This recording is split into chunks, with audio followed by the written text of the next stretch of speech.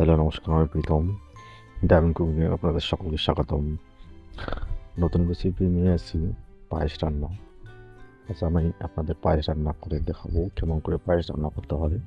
আর পায়েস রান্না করার জন্য আমরা আতপ চাল নেবো, চিনি নেবো, দুধ নেবো, আর গোটা দিক এলাচ আর গোটা দিক নেবো, তেজপাতা,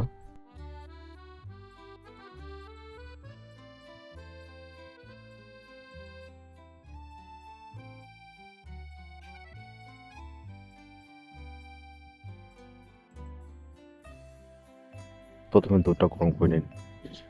গরম করে নেওয়ার পর এলাচ আর তেজপাতাগুলো গরম দুধের দিয়ে দিন।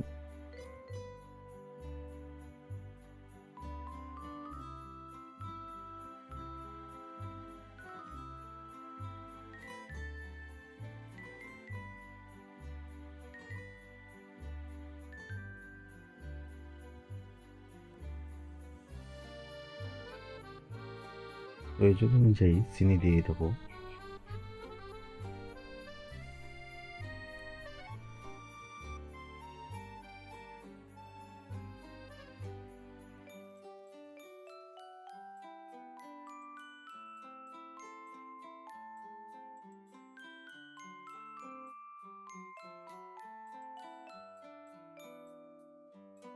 চিনিটা গলে গেলে আতপ চালগুলো দিয়ে দিন।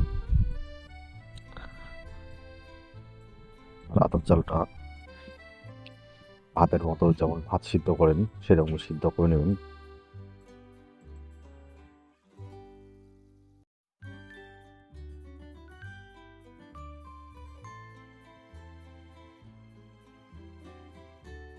পায়েস হয়ে গেলে আপনাদের মনের মতো পায়েসটি টাইট এবং রেডি করে নেবেন।